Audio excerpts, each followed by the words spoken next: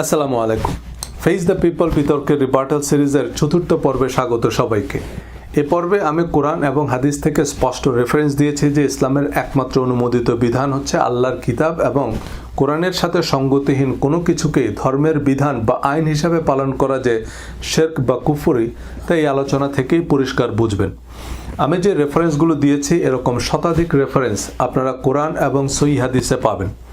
আমার আগের ভিডিওগুলোতে এবং রিলিজিয়াস মাইন্ডসেট বইয়ে বিস্তারিত বলেছি, তবে সময় বিবেচনায় নিয়ে ডিবেটে আমি কেবল সবচেয়ে স্বচ্ছ এবং প্রাসঙ্গিক আয়াত এবং হাদিসগুলোর রেফারেন্স দিয়েছি।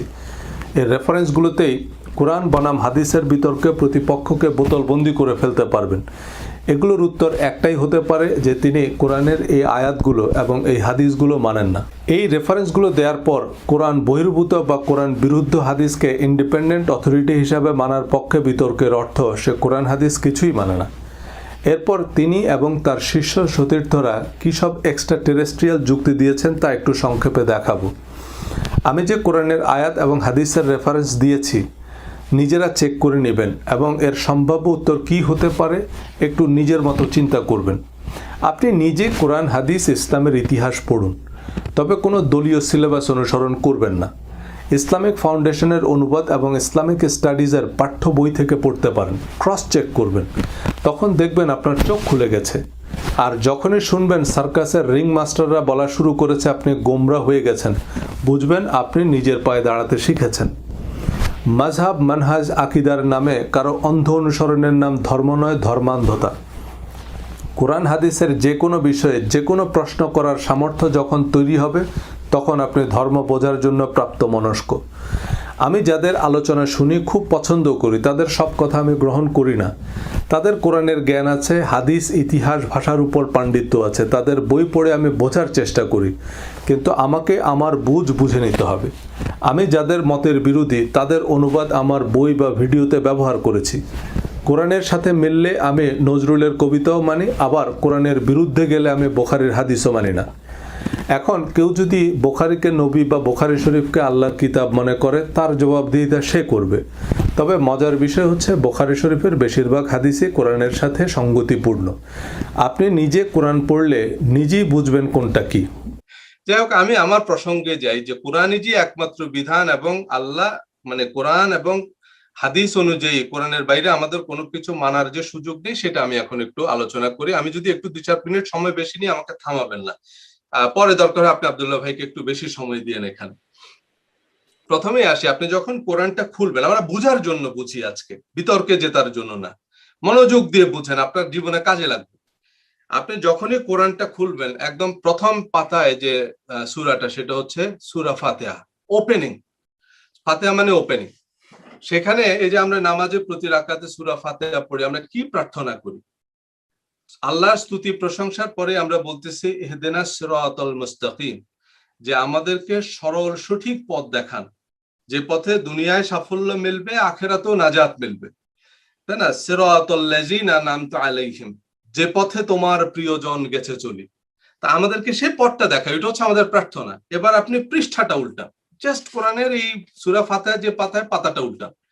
ইমিডিয়েটলি আফটার দ্যাট আল্লাহ রিপ্লাই দিচ্ছেন, যালিকাল কিতাব লা রাইবা ফিহ, বলতেছে এই হচ্ছে সেই কিতাব লা রাইবা ফিহ, এর মধ্যে কোনো সন্দেহ নেই, এর মধ্যে কোনো জাল, জয়ীফ, হাসান আয়াত নাই, এর কোনো রাবি নাই, এর কোনো তাবেই নাই, এর কোনো হাদ্দাসানা আখবারানা সিলসিলা নাই, এর কোনো আসমাউর রিজাল নাই, কোনো ইমাম এটা সংগ্রহ করেনি, সংকলন করেনি, সম্পাদনা করেনি, কেউ এটা সত্যায়ন করেনি, এটার কোনো তাহকিক নাই, তাখরিজ নাই। কিন্তু এই যে শিয়া, সুন্নি, কাদিয়ানি, তারপরে Dewanbagi, Maizbhandari, America, Russia, Israel, ফিলিস্তিন, সবার কোরআনে একটা শব্দ বেশিও নাই, একটা শব্দ কমও নাই।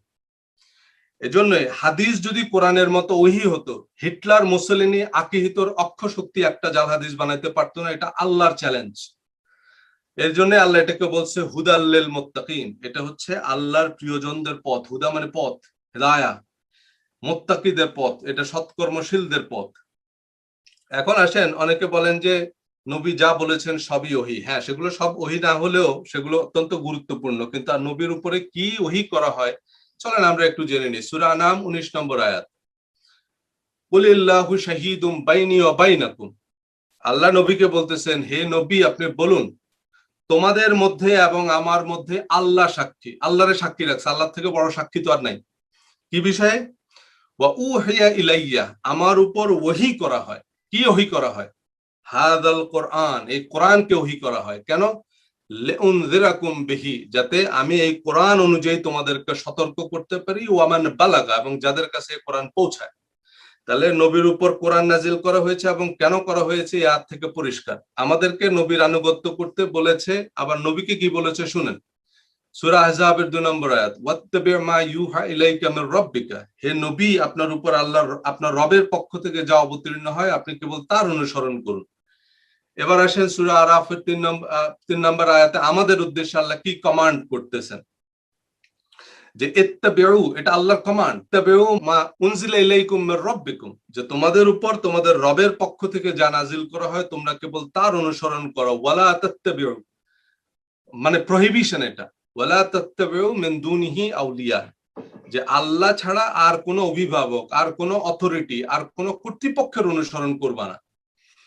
তাহলে আমাদের অনুসরণ করার সুযোগ নেই। এবার আসেন আল্লাহর বিধি বহির্ভূত কোনো কিছুকে অনুসরণ করার নাম যে শিরিক, সেটা একটু ভালোভাবে বুঝে নেন, যাতে মনোযোগ দিয়ে শুনেন। সূরা মায়েদার 45 নম্বর আয়াত, এখানে দণ্ডবিধির কথা বলা হচ্ছে। হ্যাঁ, এখানে দণ্ডবিধি দেয়া হচ্ছে যে প্রাণের বিনিময়ে প্রাণ, প্রাণের বিনিময়ে প্রাণ, মানে কাউকে হত্যা করলে তার শাস্তি হচ্ছে মৃত্যুদণ্ড। শাস্তির কথা বলা আছে, চোখের বিনিময়ে চোখ, নাকের বিনিময়ে নাক, কানের বিনিময়ে কান ইত্যাদি বলা আছে। এভাবে চুরি করলে হাত কাটতে হবে, কোরআনে এরকম শাস্তির বেশ কিছু বিধান দেয়া আছে। দিয়ে বলছে ওয়ামান লাম ইয়াহকুম বিমা আনজালাল্লাহু ফাউলাইকা হুমুল যালিমুন, যে যারা আল্লাহ যে দণ্ডবিধি দিয়েছেন, আল্লাহ যে শাস্তির বিধান দিয়েছেন তার ভিত্তিতে দণ্ড দেয় না, তারা হচ্ছে জালেম। এখন কেন দেয় না মানুষ, কেন নিজেরা দণ্ড বানায়? এটা হচ্ছে ওই যে বিরোধী মতের মুফাসসির মুহাদ্দিসদেরকে মুরতাদ, ধর্ম অবমাননাকারী ফতোয়া দিয়ে শিরোচ্ছেদ করার জন্য। এই যে কিছুদিন আগে শুনলেন না আপনারা, নবীর শানে বেয়াদবি করার জন্য মিজানুর রহমান আজহারীর ফাঁসি দাবি করছে কিছু আলেম। তো তার মানে কি, যে ইসলামী হুকুমতে যেসব মুরতাদকে ফাঁসি দেওয়া হয় এরা কিন্তু নাস্তিক না, এরা কিন্তু বিরোধী দলের মুফাসসির, এরা বিরোধী মতবাদের শায়ক কিন্তু। তো এগুলো এই জন্য করা হয়। এই জন্য আল্লাহ বলছে আগের আয়াতে, ওয়ালা তাশতারু বিআয়াতি সামানান কালিলা, যে আমার আয়াতকে স্বল্প মূল্যে বিক্রি করো না। দুনিয়ার রাজতন্ত্র, খেলাফত এগুলো তুচ্ছ মূল্য। বলছে ওয়ামান লাম ইয়াহকুম বিমা আনজালাল্লাহু ফাউলাইকা হুমুল কাফিরুন, যে যারা আল্লাহর দণ্ডবিধি মোতাবেক বিচার করে না তারা কাফের। একদম কোনো তাফসীর দরকার না, আল্লাহ ফতোয়া দিয়ে দিছে। এখন আসেন 47 নম্বর আয়াতে বলছে তারা ফাসেক, উলাইকা হুমুল ফাসিকুন। তাহলে এখন আসেন, আল্লাহ বলতেছে যারা আল্লাহর দণ্ডবিধি বহির্ভূত দণ্ড দেয় তারা কাফের, জালেম, ফাসেক। আবার আমরা বলতেছি যে নবী পাথর নিক্ষেপে হত্যার রায় দিয়েছেন, নবী মুরতাদকে মৃত্যুদণ্ড দিয়েছেন, ধর্ম অবমাননার দায় মৃত্যুদণ্ড দিয়েছেন, কিন্তু এগুলোর জন্য কোরআনে মুরতাদকে একটা থাপ্পড় দেওয়ার বিধান নয়।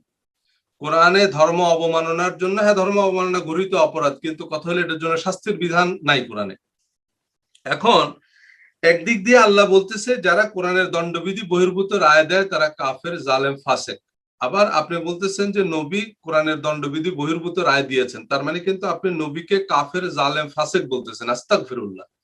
এখন এটা যদি কোরআন থেকে আপনি ক্রিস্টাল ক্লিয়ার ব্যাখ্যা দিতে না পারেন, আমার গলা কাটলেও আমি এই কথা বিশ্বাস করব না, কারণ এই কথা দিয়ে কিন্তু আপনি নবীকে তহমত দিচ্ছেন। এবার আসেন আমরা হাদিস থেকে কিছু উদাহরণ দিই। কোরআনে যে শর্ত নাই সেটাকে আমরা হাদিসের ভিত্তিতে, মানে অন্য কোনো কিছুর ভিত্তিতে ইম্পোজ করতে পারবো কিনা চলেন আমি একদম ক্রিস্টাল ক্লিয়ার রেফারেন্স দিচ্ছি। সহিহ বুখারী ইসলামিক ফাউন্ডেশন সালাত অধ্যায় হাদিস নম্বর 442। আপনারা এই যে বাংলা হাদিস অ্যাপ নামে একটা অ্যাপ আছে, এটা আহলে হাদিসদের বানানো অ্যাপ, সেই অ্যাপটা ডাউনলোড করে সেখান থেকে সিরিয়ালটা মিলিয়ে নেবেন। অন্য প্রকাশনের বুখারী শরীফের হয়তো সিরিয়াল মিলবে না। রাসূলুল্লাহ সাল্লাল্লাহু আলাইহি সাল্লাম মিম্বরে আরোহণ করে বললেন, লোকেদের কি হলো, তারা এমন সব শর্ত আরোপ করে যা আল্লাহর কিতাবে নেই। কেউ যদি এমন শর্ত আরোপ করে যা আল্লাহর কিতাবে নেই, তার সে শর্তের কোনো মূল্য নেই, এমনকি এরূপ শর্ত 100 বার আরোপ করলো। তার নবীজি মিম্বরে দাঁড়িয়ে বললেন আল্লাহর কিতাবে নাই এমন শর্ত যদি কেউ 100 বার আরোপ করে সেই শর্তের মূল্য নেই। তার মানে আল্লাহর কিতাবে নাই, এর বিপরীতে আপনি 100টা সহিহ হাদিস আনলেও তার কোনো ভ্যালু নেই। এটা হাদিসের কথা। এবার আসেন ল্যান্ডমার্ক হাদিস, নবীজি বিদায় হজ্জের ভাষণে কি বললেন। আমরা সবাই একটা কথা শুনে যে নবীজি বিদায় হজের ভাষণে বলে গেছেন, আমি তোমাদের জন্য দুটি জিনিস রেখে গেলাম, একটা হচ্ছে আল্লাহর কিতাব আর একটা আমার হাদিস বা সুন্নাহ। এটা সিআই সিত্তা মানে বাংলাদেশ মাদ্রাসা শিক্ষা বোর্ডের অধীনে হাদিসের যে সর্বোচ্চ ডিগ্রি কামেল বা মাস্টার অফ হাদিস, সেখানে 6টা কিতাব পড়ানো হয়, বুখারী, মুসলিম, তিরমিজি, আবু দাউদ, নাসাই এবং ইবনে মাজাহ। এই মাস্টার অফ হাদিসের সিলেবাসে যে হাদিসগুলো, তার মধ্যে এরকম কোনো কথা নাই। বরং সেখানে কি আছে সেটা একটু আগে শুনে নেন। সহিহ মুসলিম হাদিস, হজ অধ্যায়, হাদিস নম্বর হচ্ছে 2821। আমি তোমাদের মাঝে এমন এক জিনিস রেখে যাচ্ছি যা দৃঢ়ভাবে ধরে থাকলে তোমরা পথভ্রষ্ট হবে না, তা হচ্ছে আল্লাহর কিতাব। সুনান আবু দাউদ হাদিস নম্বর 1903। আমি তোমাদের মাঝে একটি বিশেষ বস্তু রেখে যাচ্ছি, আমার পর যদি তোমরা তা মজবুত ভাবে ধারণ করো তবে তোমরা গোমরা হবে না, তা হচ্ছে আল্লাহর কিতাব। তাহলে দেখেন, নবীজি বিদায় হজের ভাষণে বলে গেলেন আমি তোমাদের জন্য একটি জিনিস রেখে যাচ্ছি, তা হচ্ছে আল্লাহর কিতাব। কিন্তু এই একটি জিনিসকে দুটি জিনিস এবং আল্লাহর কিতাবের সাথে হাদিসকে যুক্ত করেছে এখনকার মুহাদ্দিসরা। কারণ ইসলামিক ফাউন্ডেশন থেকে প্রকাশিত মুসলিম এবং আবু দাউদে বাংলায় লেখা আছে এই কথা, কিন্তু আমরা বলতেছি উল্টাটা। তাহলে হাদিসকে জাস্টিফাই করার জন্য জালিয়াতির যে আশ্রয় নেয় সেটা কিন্তু পরিষ্কার। তারপরে আসেন সহিহ বুখারী কিতাবুল ঈমান হাদিস নম্বর 112। আবু জুহাইফা রাদিয়াল্লাহু তাআলা আনহু হযরত আলী রাদিয়াল্লাহু তাআলা আনহুকে বললেন যে আপনাদের কাছে কি লিখিত কিছু আছে? তিনি বললেন না, কেবল আল্লাহর কিতাব আছে আর সেই বুদ্ধি ও বিবেক যে একজন মুসলিমকে দান করা হয়। তার মানে হযরত আলী রাদিয়াল্লাহু তাআলা আনহুর কাছে শুধু আল্লাহর কিতাব ছিল আর বুদ্ধি বিবেক ছিল। তবে হাদিসের পরের অংশ বলা আছে ওনার কাছে একটা সহিফা বা একটা চিঠি ছিল, মানে একটা কাগজ, যেটার মধ্যে একটা বিধান লেখা ছিল যে কাফেরের বিপরীতে মুসলিমকে হত্যা করা যাবে না। মানে হচ্ছে কোনো মুসলিম যদি কোনো অমুসলিমকে হত্যা করে তাকে সেটার জন্য দণ্ড দেয়া যাবে না। এটা কোরআনের আয়াতের পরিপন্থী, কোরআনের উল্টা কথা। কোরআন বলছে প্রাণের বিনিময়ে প্রাণ, কোরআন তো হিন্দু মুসলমান বলেনি। কিন্তু আমি দেখেন কোরআনের দণ্ডবিধানটাকে কিভাবে উল্টে দিলাম। আমি বললাম যে একটা মুসলিম যদি কোনো অমুসলিমকে হত্যা করে তার বিচার হবে না, তার দণ্ড হবে না। তাহলে কি হলো? এবং আপনি এবার ফতোয়া দিবেন যে যারা হাদিস মুনকারিনে হাদিস তারা কাফের, কেউ এসে তারা হত্যা করলো, আপনি বললেন সে কাফের ছিল, তারা হত্যা করছে, এর কোনো বিচার হবে না। এটার নাম নৈরাজ্য। তাহলে দেখেন কিভাবে আমরা এই যে বিভিন্ন মুফাসসিরকে বলতেছি আকীদা সহিহ না, এগুলোর পরের রাউন্ড কিন্তু তাই।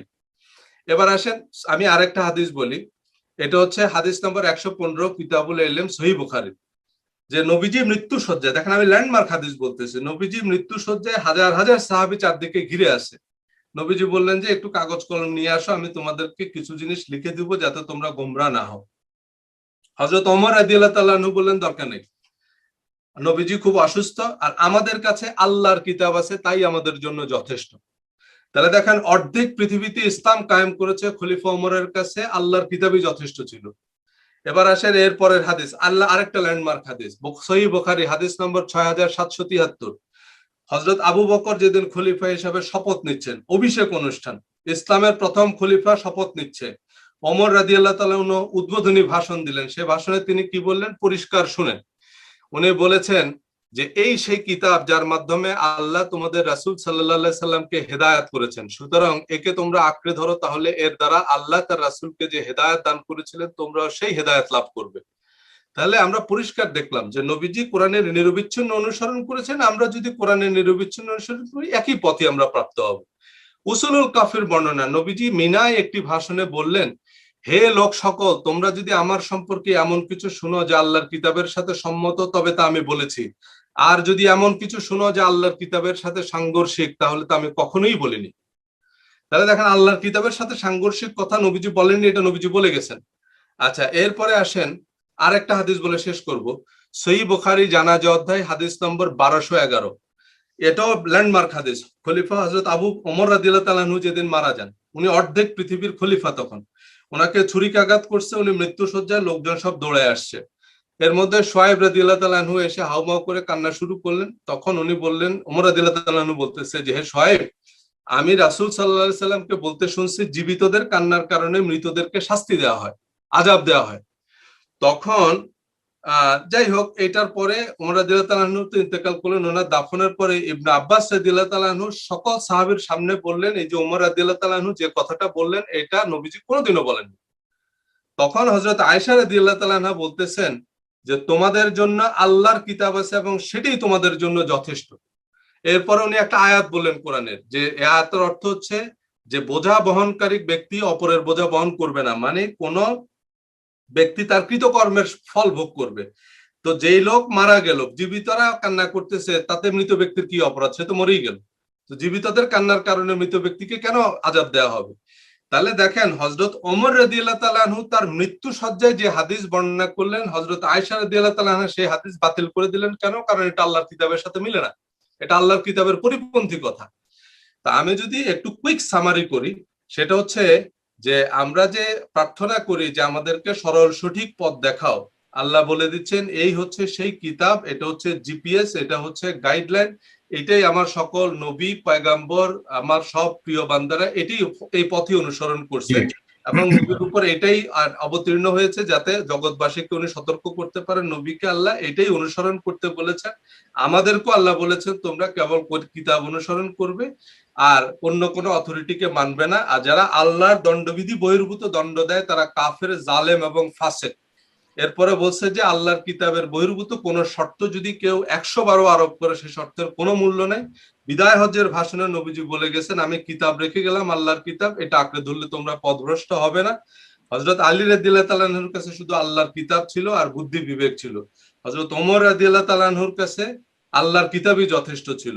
এবং আবু বকরের অভিষেক অনুষ্ঠানে তিনি বলেছেন, এই কিতাব দিয়েই আল্লাহ তোমাদের নবীকে হেদায়েত করেছেন, তোমরা এই কিতাব অনুসরণ করো। এবং হযরত ওমর রাদিয়াল্লাহু তাআলা আনহার হাদিস আয়েশা রাদিয়াল্লাহু তাআলা আনহা বাতিল করে দিলেন, কারণ এটা কোরআনের সাথে মিলে না। আমার এত আলোচনা, সমালোচনা, তর্ক বিতর্কের সারমর্ম একটাই, আপনি নিজে কোরআন পড়ুন, বুঝে পড়ুন, নিজে হাদিস পড়ুন, বুঝে পড়ুন, নিজে চিন্তা করুন। কারোর সাথে তর্ক করতে হবে না, আপনি নিজেই বুঝে যাবেন। ধন্যবাদ।